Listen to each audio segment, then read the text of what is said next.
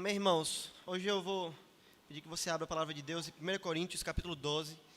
Nós vamos parar a sequência de exposições. Vamos meditar no versículo 26. Hoje é o dia que nós comemoramos mais um aniversário em nossa igreja, pela graça de Deus, 34 anos de existência da Igreja Presbiteriana de Prazeres. Nós vamos refletir nesse texto, palavra do Senhor, ouvir aquilo que Deus tem a tratar o nosso coração. À medida que você encontrar o texto, se você pudesse colocar de pé, para que em reverência a gente faça a leitura da palavra de Deus, versículo 26 apenas. A lei do Senhor diz assim: de maneira que se um membro sofre, todos sofrem com ele, e se um deles é honrado, com ele todos se regozijam. Amém. Pode sentar. Oremos mais uma vez, irmãos.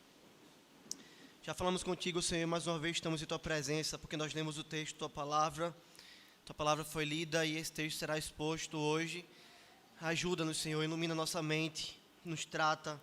Obrigado pela existência da Igreja Presbiteriana de Prazeres, que essa igreja a cada dia, Senhor, possa ser aquilo que a Tua igreja deve ser, Senhor Deus, viver como o corpo de Cristo, de uma maneira reta, justa e boa, em nome de Jesus, Deus. Amém. Amém. Queridos, hoje nós comemoramos mais um aniversário na nossa igreja, a igreja que é uma comunidade de fé, uma comunidade formada por homens, por mulheres, por crianças, por idosos, povo do pacto, povo que foi de fato lavado, remido pelo sangue de Cristo, povo que é comprado por um alto preço. Você entende o que é isso? Você entende quem nós somos como igreja? Nós somos um povo comprado por um preço altíssimo, e esse preço nada mais, nada menos é do que o sangue de Cristo. Você entende isso? Veja que preciosidade nós carregamos. Nós somos chamados de quê, irmãos? Nós somos chamados de cristãos. Por que nós somos chamados de cristãos? Porque nós pertencemos a esse Cristo. Nós somos imitadores desse Cristo. Nós somos como pequenos Cristos, povo comprado pelo sangue daquele que é o Cordeiro de Deus, que tira o pecado do mundo. Nós éramos um povo que antes estávamos longe do Senhor, distante de Deus, andando errantes por essa terra, mas agora nós somos um povo que está perto do Senhor. Nós somos um povo que antes era inimigo do Senhor, mas nós somos agora um povo que é feito corpo de Cristo. Veja como nós estamos próximos de Deus, a ponto de que o Senhor nos diz que nós somos corpo de Cristo. Queridos, é isso que nós somos. Como igreja, nós somos o corpo de Cristo, e apenas Ele, perceba, não é pastor nenhum, é apenas Ele que é o cabeça desse corpo. É Ele que nos comanda, é Ele que nos dirige, é Ele que nos lidera, nos conduz em todas as áreas da nossa vida. Todos os cristãos verdadeiros estão verdadeiramente unidos a Cristo. Nós estamos ligados a Cristo e, consequentemente, também nós estamos ligados uns aos outros. Você consegue entender que realidade preciosa?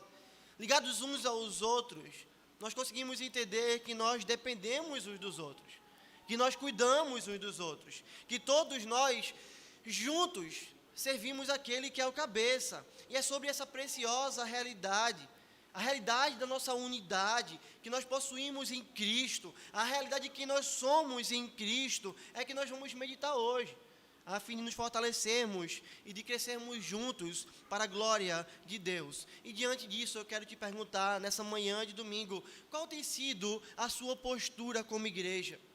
O que você tem entendido acerca do que é ser igreja? E como você tem vivido sobre essa realidade? Perceba, o que você tem feito com aqueles irmãos que sofrem? Qual tem sido a sua atitude? Qual tem sido a sua postura? Com irmãos que têm passado por momentos difíceis, momentos de tristeza, momentos de dor, momentos de choro, momentos de pranto.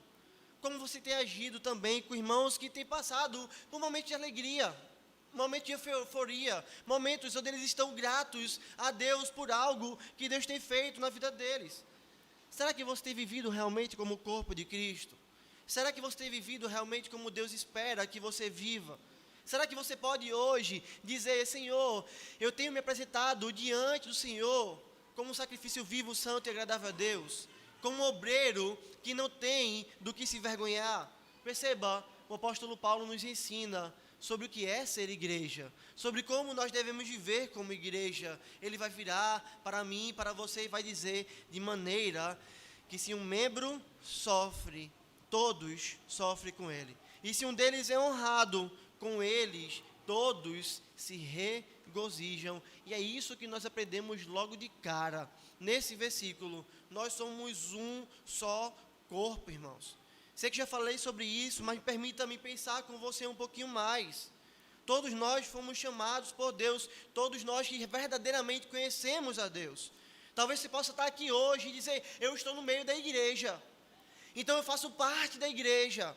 Talvez você possa dizer, eu tenho nome no rol de membros da igreja, então eu faço parte do corpo de Cristo. Ora, não quer dizer que porque você está na igreja, não quer dizer que porque você tem um nome no rol de membros da igreja, você faz parte do corpo de Cristo, e você precisa entender essa realidade. Porque perceba, quem é que de fato faz parte do corpo de Cristo? Aquele que antes estava cortado, aquele que antes era como um galho que estava jogado no chão, destinado ali ao fogo, mas que Cristo foi lá, o pegou e o enxertou nele. E o que acontece com um galho que antes estava seco, morto, sem vida nenhuma, e é enxertado ali na videira? Aquele galho ganha vida, porque Cristo dá vida àquele galho. E o que acontece com aquele galho quando ele ganha vida?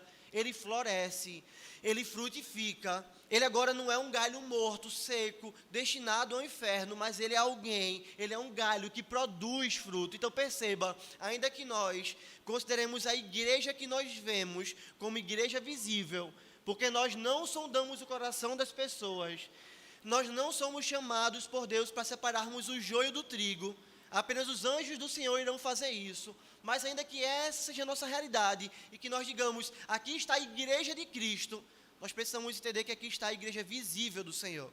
Mas o Senhor, que sonda mentes e corações, é alguém que conhece o coração de cada um de nós. E Ele sabe, Ele conhece, e nenhum de nós pode esconder isso dele. Ele sabe quem verdadeiramente é a igreja e quem não é. Ele sabe quem de fato é salvo e quem não é. E Ele mostra isso através dos frutos também que essa pessoa produz. Então entenda, a igreja de Cristo, igreja visível, é essa igreja que nós vemos. Mas não adianta nada fazer parte dessa igreja se a sua religiosidade é morta, se você não faz parte da igreja invisível, se você não está verdadeiramente ligado a Cristo, se você não faz de fato o corpo de Cristo.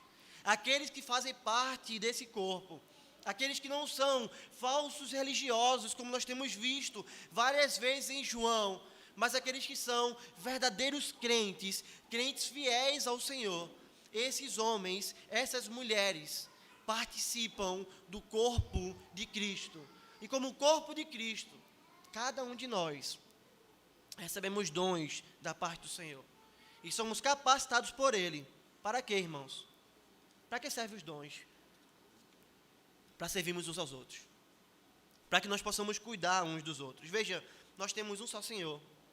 Nós cremos num só Evangelho. Nós temos um só objetivo. Vivemos para a glória de Deus. E nós fazemos tudo isso, todas essas coisas, em unidade. Sabe o que é que nós somos?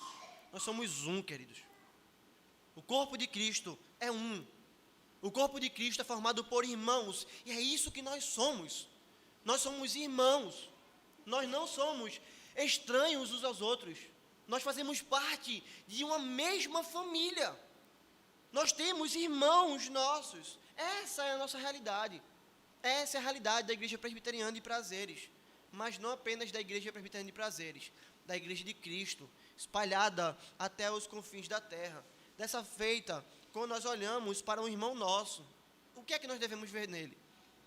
Quando você olha para um irmão seu na fé, o que é que você vê nessa pessoa? Você olha para ela e diz, é apenas mais um que faz número na igreja? Quando nós recebemos pessoas aqui, na frente, elas vêm e dizem, olha, eu quero fazer parte da igreja, eu quero ser submissa às autoridades da igreja. Quando nós batizamos pessoas, quando recebemos elas oficialmente na igreja, como é que nós olhamos para esses irmãos? Como é que nós olhamos para irmãos novos que chegaram, que estão na classe de integração e que já serão recebidos? Como é que nós olhamos para irmãos nossos que já têm uma caminhada longa na fé cristã? Como é que você olha para essas pessoas? Sabe como é que nós devemos olhar para essas pessoas, irmãos? Sabe como é que a Escritura nos ensina? Nós devemos ver cada um dos nossos irmãos como sendo uma parte nossa. Você entende? Esse irmão meu, ele é parte de mim e eu sou parte dele. Cada um dos meus irmãos são uma partezinha de mim.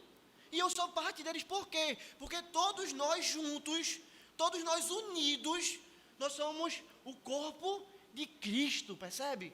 Então, cada um de nós somos uma partezinha desse corpo. Estamos intimamente ligados com aquele que é o cabeça, aquele que governa todas as coisas. E como é que você tem se comportado com isso? Como é que você tem tratado os seus irmãos da igreja? Como é a sua semana? Como é o seu mês? Muitas vezes, como é o seu dia a dia? Será que isso faz parte da sua vida? Ou será que você é uma pessoa em que você vem aqui domingo, você levanta as mãos, cultua a Deus, sai daqui, mas não tem que sofre? Qual foi a última vez que você ligou para alguém que estava sofrendo? Eu não estou falando de ímpio, não, estou falando da igreja, e mais especificamente daquele irmão que está ao seu lado todo domingo. Como é que nós temos reagido quando ele se alegra o que nós fazemos? Como é a minha vida? O apóstolo Paulo nos mostra sobre como ela deve ser. Nos ensina sobre essa realidade.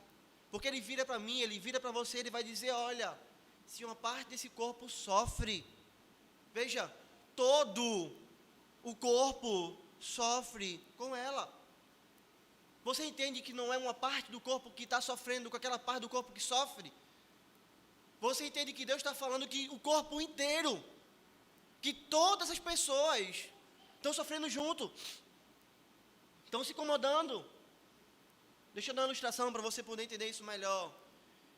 Imagine que seu pé começa a adoecer, uma ferida muito feia nele, surge do nada, e você tenta cuidar em casa, passa remédio, lava, bota ali um curativo, mas nada resolve. Você resolve então procurar um médico, chega lá no médico e diz, doutor, já faz um mês que eu estou com essa ferida, ela não sara. Eu não sei o que está acontecendo.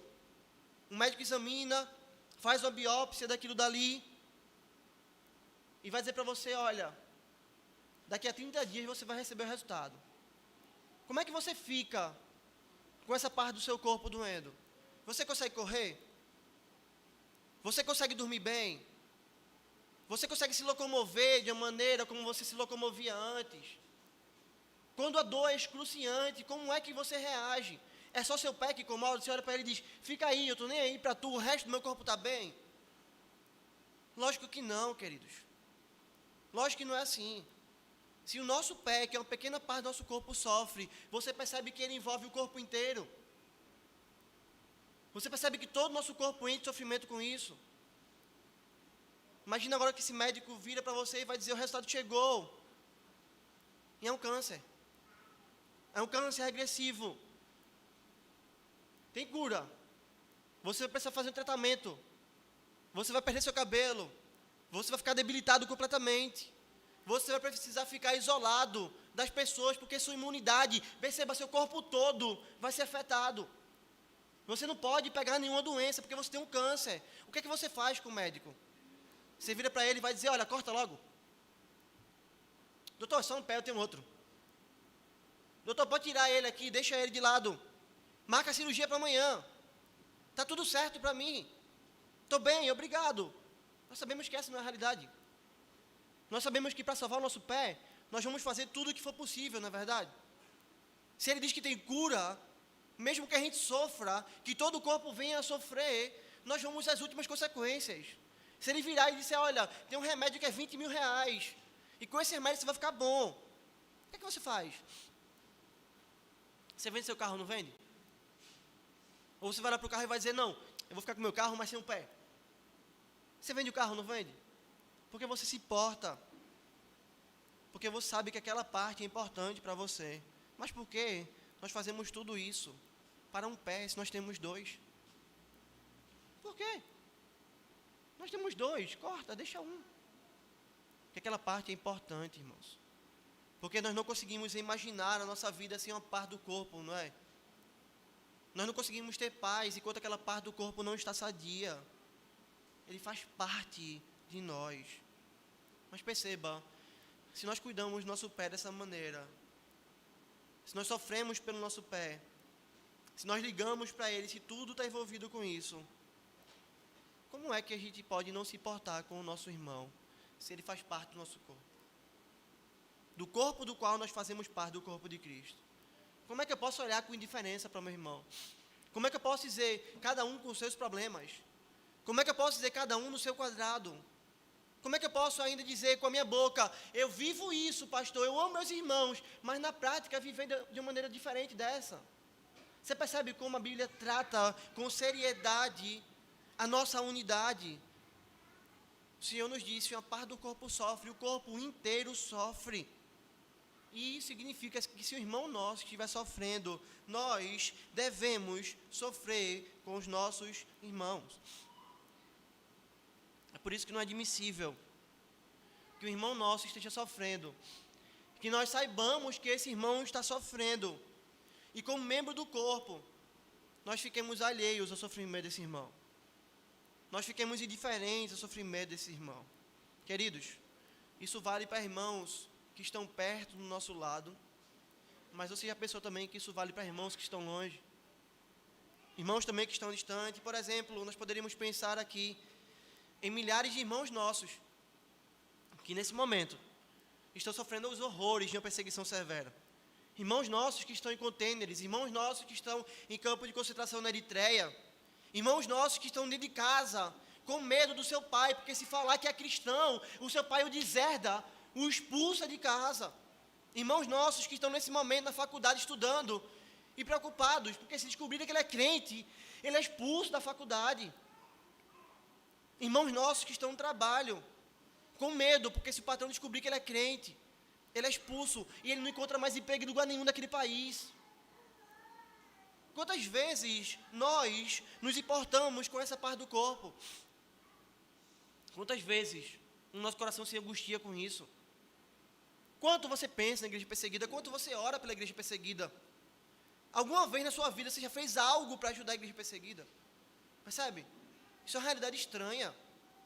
Isso é uma realidade que não condiz com a nossa vida. Como cristãos, por quê? Porque nós sabemos que tem uma parte do corpo que sofre.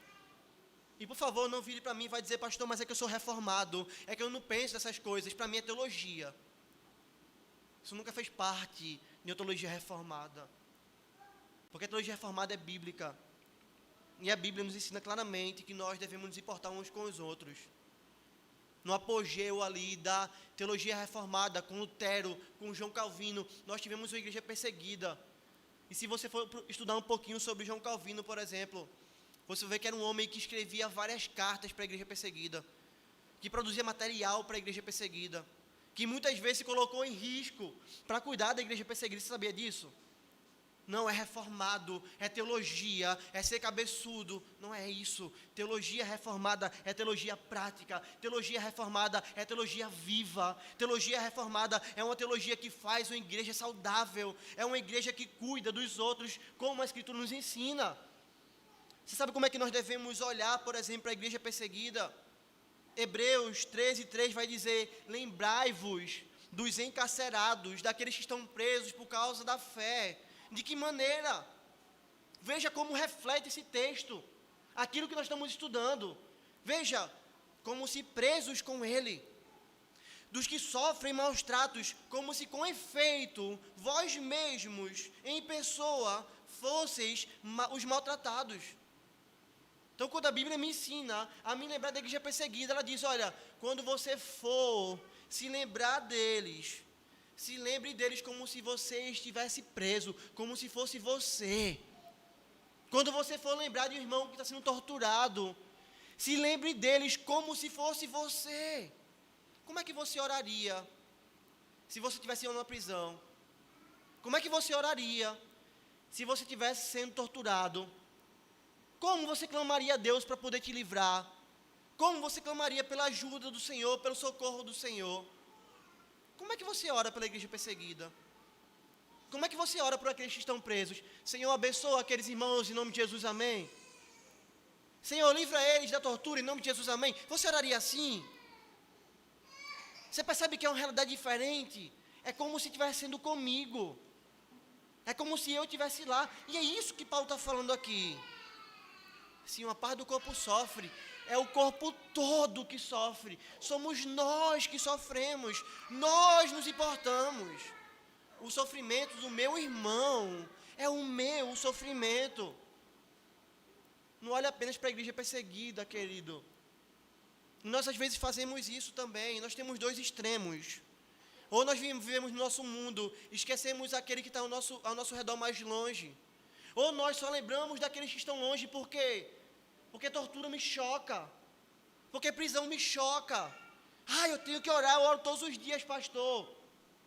Pela igreja perseguida. É terrível o que estão passando lá. Mas veja, Deus chama a gente, não para se importar com eles apenas, mas para nos importarmos com o irmão que está do nosso lado. Com o irmão com quem a gente convive todos os dias. Com o irmão que está na nossa frente. Com o irmão que está perto de nós. Como? O sofrimento do meu irmão é o meu sofrimento. E eu preciso ajudá-lo como se eu estivesse passando por essa tribulação. Porque eu sou um corpo com ele. Eu sou o corpo de Cristo. E, queridos, essa instrução não é dada para o pastor da igreja apenas. Essa instrução não é dada para os presbíteros da igreja apenas. Essa instrução não é dada apenas para os diáconos, porque são eles que cuidam dos órfãos, das viúvas, dos necessitados. Não são apenas eles que recebem essa instrução. Sabe a quem essa instrução é dada? A todo o corpo de Cristo. A todos nós. E isso tem muitos aspectos práticos. N aspectos práticos. Sabe por quê? Porque visitar os enfermos nos hospitais não é uma responsabilidade apenas do pastor. Você já pensou nisso? O irmão fulano está doente, eu fico tranquilo. Por quê? Porque o pastor, ele é tempo integral na igreja. Ele recebe um salário para poder se dedicar exclusivamente à igreja. Ao reino de Deus. Então ele vai visitar, então eu estou tranquilo. Eu dou meu dízimo e o pastor está lá.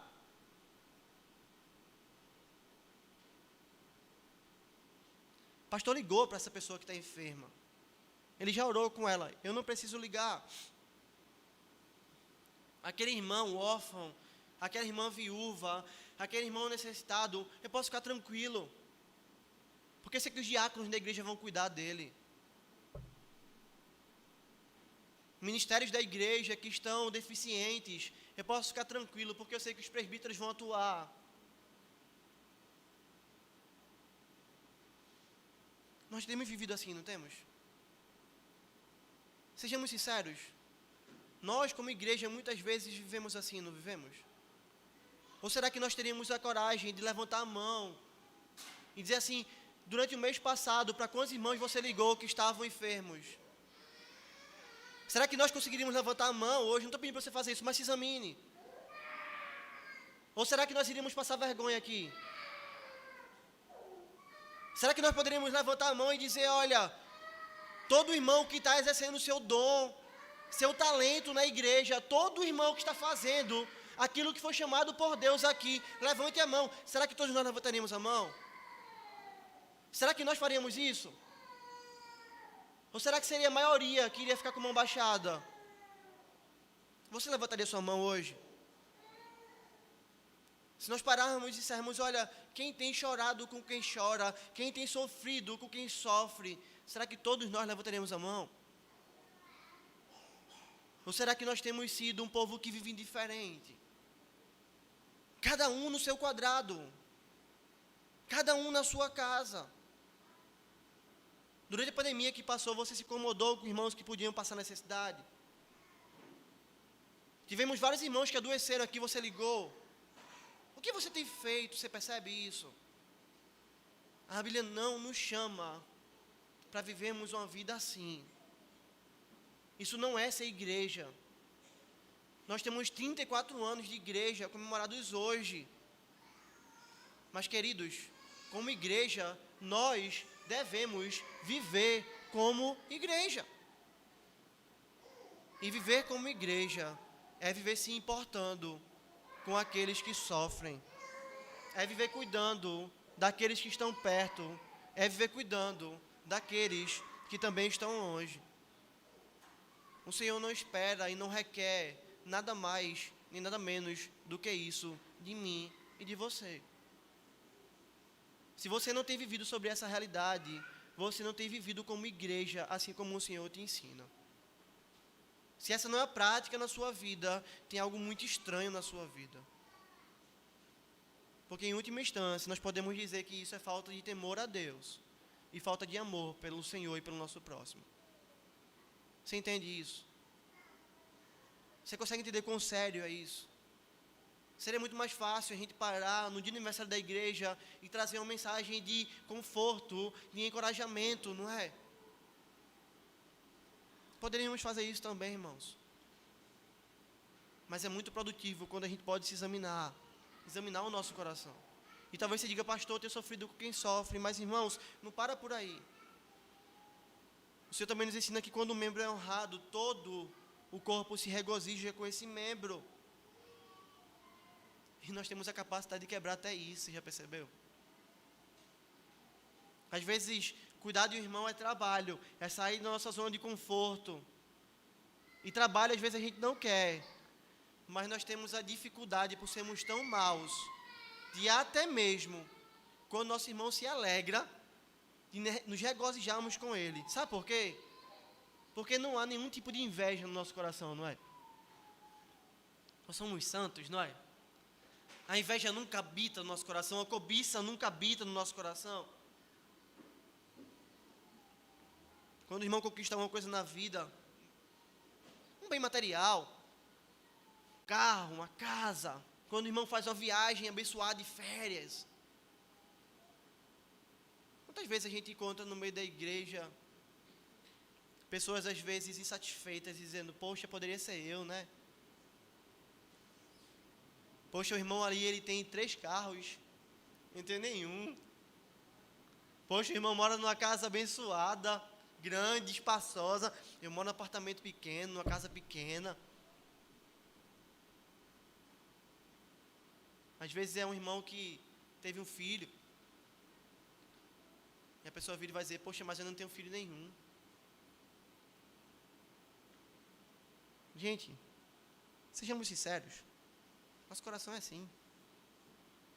Ainda que por vezes a gente possa não cair nesse pecado, mas nosso coração é mau assim. Isso faz parte de quem nós somos pecadores.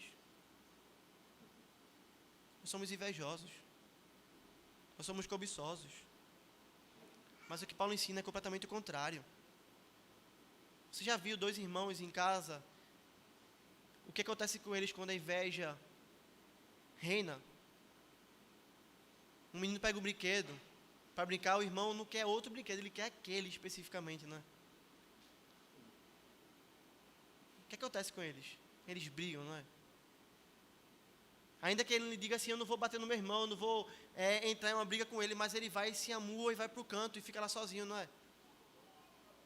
Você percebe que todo tipo de inveja, todo tipo de cobiça, separa a gente como igreja, nos distancia como igreja, nos leva para longe um dos outros como crianças birrentas. Deus nos ensina o contrário. Deus nos diz, Deus nos ensina, de uma maneira muito clara, que se uma parte do corpo se alegra, o corpo inteiro deve se alegrar também. Meu irmão comprou um carro novo, nós nos alegramos com a alegria do nosso irmão. Meu irmão comprou uma casa nova, nós nos alegramos com a alegria dele. Meu irmão teve um filho, nós nos alegramos com a alegria dele. Meu irmão foi descansar e conseguiu ir para o melhor hotel da região, nós nos alegramos com a alegria dele. Se meu irmão está bem, isso é motivo de alegria para mim, porque se a parte do corpo é honrada, o corpo todo se regozija junto, se alegra junto. Só teria um caso em que nós não vamos nos alegrar com a alegria do nosso irmão quando a alegria dele é pecaminosa. Porque essa é uma falsa alegria. Eu estou alegre porque eu estou traindo minha esposa e encontrei outra pessoa que é o amor da minha vida. Veja, você nunca poderia se alegrar com tamanha aberração. Mas quando a alegria do meu irmão, quando a honra dele, a honra que ele recebe, não é pecaminosa, o que deve existir no coração da igreja é o quê? É alegria. É alegria. Irmãos, como eu disse, hoje a gente comemora o aniversário da igreja, e esse texto deve trazer ao nosso coração dois tipos de realidade: gratidão e também reflexão. Gratidão, sabe por quê?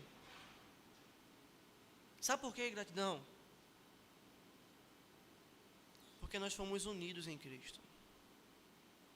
Porque nós somos salvos por Ele. Se nós entendemos hoje que nós somos parte do corpo de Cristo, hoje o nosso coração deve ser grato ao Senhor. Grato ao Senhor por Ele ter nos resgatado. Grato ao Senhor por Ele nos ter feito irmãos.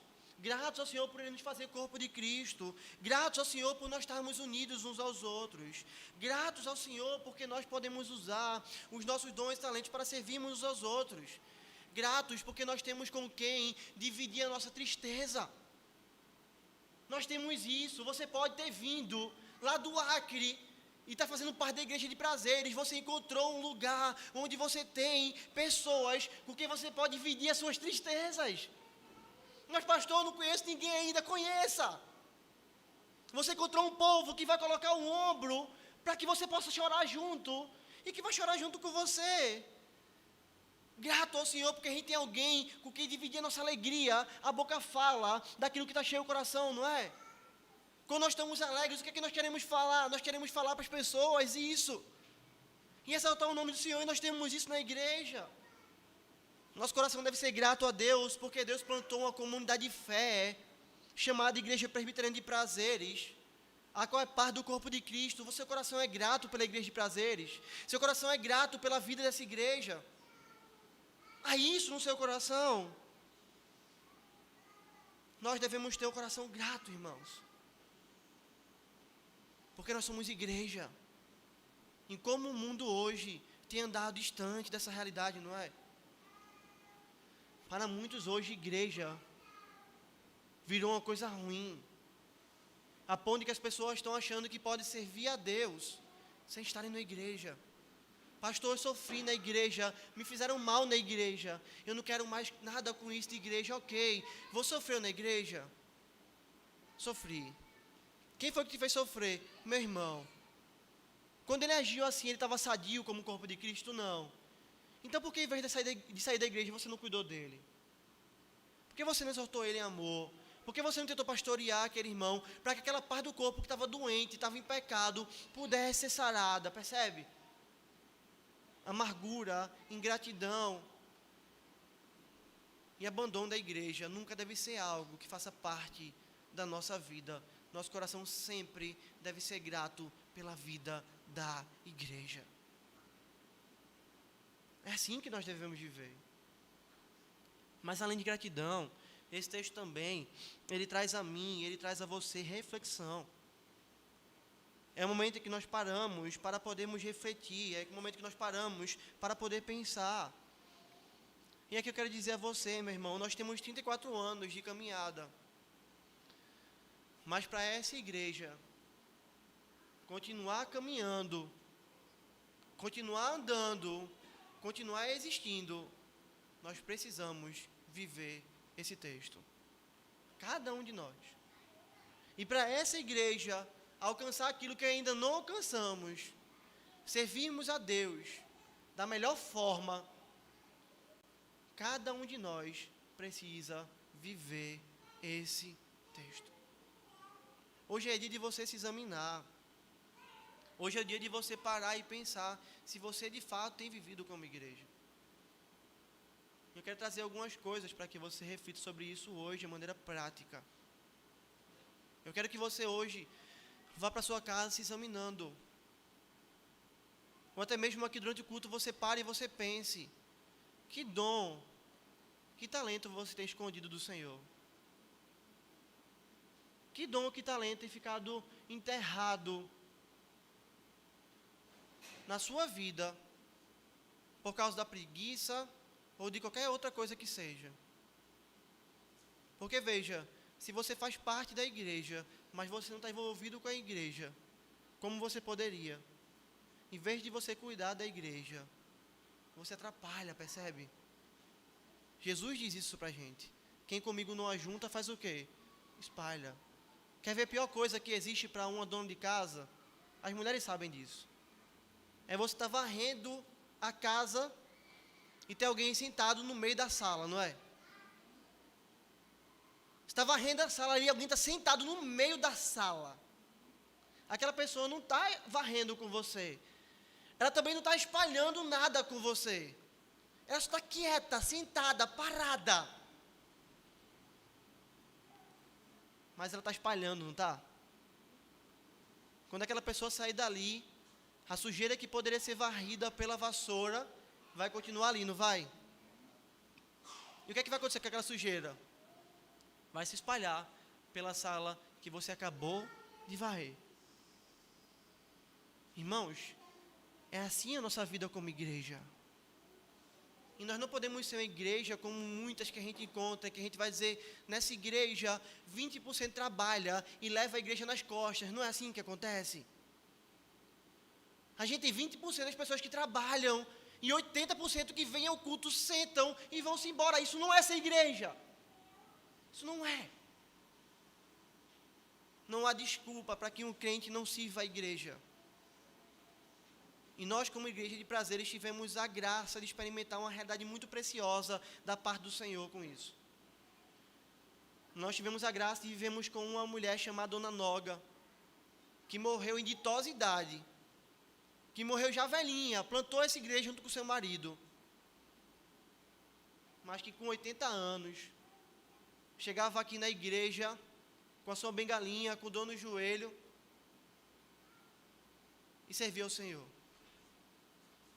5:30 da manhã, pegava os pãezinhos com queijo, cortados na casa dela, junto com alguns irmãos da igreja, e ela chegava ali, na policlínica, e ela liderava, ela chamava, não era nem o pastor. Eu estava lá, ela ia lá e dizia, gente, nós viemos aqui para trazer ajuda a vocês que viraram à noite. Temos um pão, café com leite para vocês. Nós queremos orar com você. Quero compartilhar um versículo com vocês. Nós somos aqui da igreja, nos importamos com vocês. Finalzinho da vida já basicamente sem conseguir andar direito pelas suas dores, chegava, visitava a casa dela, pastor, estou orando pela sua vida. Estou orando pela nossa igreja, pastor. Estou preocupada com a nossa igreja, pastor. Mesmo sem se mexer direito, ela servia a igreja do Senhor. Que desculpa você tem para não servir a igreja de Cristo? Que desculpa você tem para querer ser corpo fora do corpo? Com certeza, você não tem nenhuma desculpa, meu irmão. Quero caminhar para finalizar dizendo, aquilo que Cristo nos ensina, Ele tem um zelo tão grande pela nossa unidade, que Ele nos ensina que a nossa unidade, o vivermos nessa perspectiva, o vivermos intimamente ligados, o vivermos intimamente unidos, não abençoa só a gente que faz parte da igreja, mas abençoa até mesmo aqueles eleitos de Deus, os ímpios, alguns deles que são eleitos do Senhor, que ainda serão resgatados e não foram. Sabe por quê? Porque Jesus orou por isso. Porque Jesus pediu isso ao Pai. Veja o que Jesus disse, não rogo somente por estes, e estava falando dos discípulos, dos apóstolos, mas também por aqueles que vierem a crer em mim. Está falando de quem? Está falando de mim e de você, que vierem a crer em mim por intermédio da sua palavra. Jesus, antes de morrer, orou pelos apóstolos, e orou por mim, e orou por você, e Ele poderia ter pedido muitas coisas. Ele poderia ter pedido, Pai, livra eles da perseguição. Pai, dá casa, carro a eles. Pai, abençoa eles com muita saúde. Mas Jesus não pediu por isso. Ele pediu pela coisa mais importante que nós temos como igreja. Sabe por o que Ele pediu? Ele pediu por a nossa unidade, perceba. Não rogo somente por esses, mas também por aqueles que vierem a crer em mim, por intermédio da sua palavra, a fim de que todos sejam um. Ele está orando pela igreja dizendo, com a finalidade, e esse é meu pedido, Senhor, que a igreja seja uma, que eles todos sejam um só. Como? qual é o padrão? Qual é o modelo de unidade? Ele sai da gente, ele coloca o seu relacionamento com o Pai, perceba, a fim de que todos sejam um. E como és tu, ó Pai, em mim, e eu em ti, também sejam eles em nós. Esse é o padrão de unidade. Eu quero que eles sejam um, assim como eu sou um com o Senhor, Pai. Da mesma forma como eu e o Senhor somos um, ainda que sejamos pessoas diferentes, mas estamos tão ligados, somos um, é um só Deus. Eu quero que a igreja seja assim também. É isso que eu te peço, Senhor. Eu te peço pela unidade da minha igreja. Com uma finalidade. Para que o mundo creia que tu me enviaste. Eu quero que eles sejam um, para que o mundo olhe para eles e creia que o Senhor me enviou. Irmãos, como é que isso acontece na nossa vida? Quando você vai no seu trabalho, o que é que as pessoas querem lá? Uma quer passar por cima da outra, não é? Uma quer arrebentar a outra para poder ganhar mais, não é? Quando você lida com seus amigos, quando você tem dinheiro, muitos deles estão com você, mas quando você precisa de ajuda, o que é que eles fazem? Eles vão-se embora, não é? Nós poderíamos dar outros exemplos de como o mundo demonstra que ele não é unido. Como nós temos um mundo que não se importa com as pessoas. Como nós temos um mundo onde as pessoas não cuidam verdadeiramente umas das outras como poderiam cuidar. Sabe o que acontece com a gente como igreja? Quando o ímpio entra aqui, ou quando o ímpio está conversando com você, está convivendo com você, ele para e ouve. Lá na igreja, nós somos assim. Quando o ímpio vai visitar você no hospital, e ele está lá e chega um irmão da igreja, depois chega outro, e depois chega outro, e teu telefone não para de tocar. E ele para e diz, quem é tanto esse povo que te procura? São meus irmãos da igreja. Como assim? O cara está parando tudo para vir aqui. É quando tu perde emprego e não tem mais o que comprar comida, pagar uma conta de luz, pagar o teu aluguel, e a igreja chega junto. E não é só a igreja, a instituição, mas teus irmãos.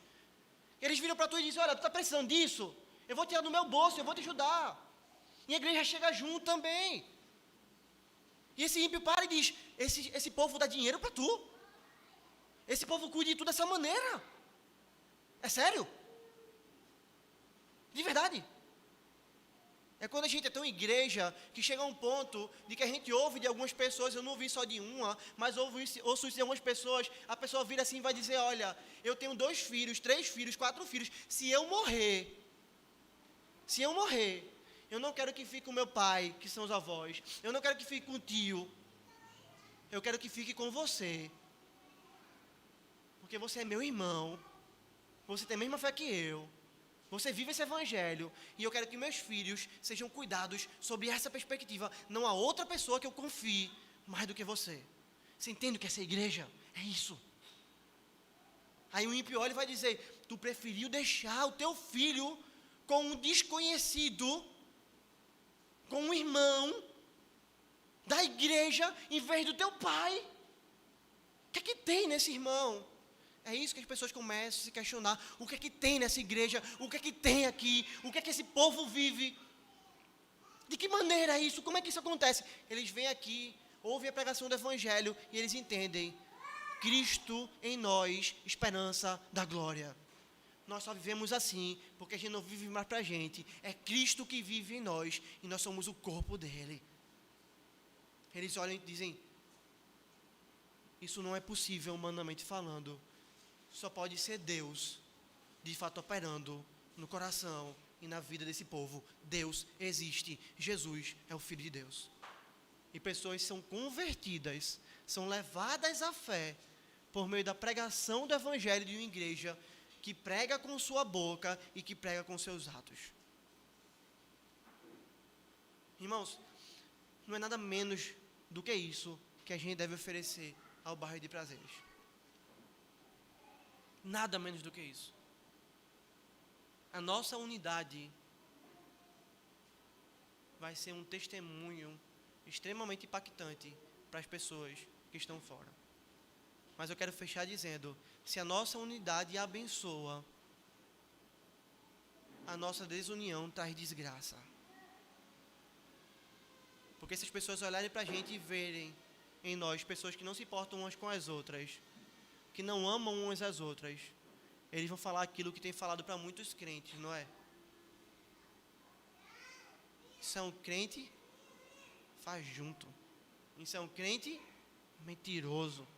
Isso é um povo que só vive enganado e enganando. Deus nos livre de ouvirmos isso da boca de um ímpio. Deus nos livre. Que a nossa vida seja de impacto. Que a nossa vida seja uma vida em Cristo. Que a nossa vida seja uma vida de unidade. Pelos anos que o Senhor nos der aqui nessa terra juntos. Pelos aniversários que nós possamos comemorar. Embora o nosso desejo deve ser que nós não comemoremos nenhum aniversário mais da Igreja Presbiteriana de Prazeres. Nosso desejo deve ser que o Senhor volte, nos resgate e junte todo o seu povo. Nós possamos habitar no novo céu, na nova terra onde habita a justiça. Mas até lá, a nossa responsabilidade é caminhar em unidade. Quero que você guarde isso no seu coração. A nossa responsabilidade é caminharmos em unidade. Não brincando de evangelho, mas vivendo o verdadeiro, santo e precioso evangelho. Se uma parte do corpo sofre, todo o corpo sofre com ele. Se uma parte do corpo é honrada, todo o corpo se regozija com essa parte. Assim vivamos. Ficamos em pé, vamos orar ao Senhor. Vamos encerrar o culto com a bênção.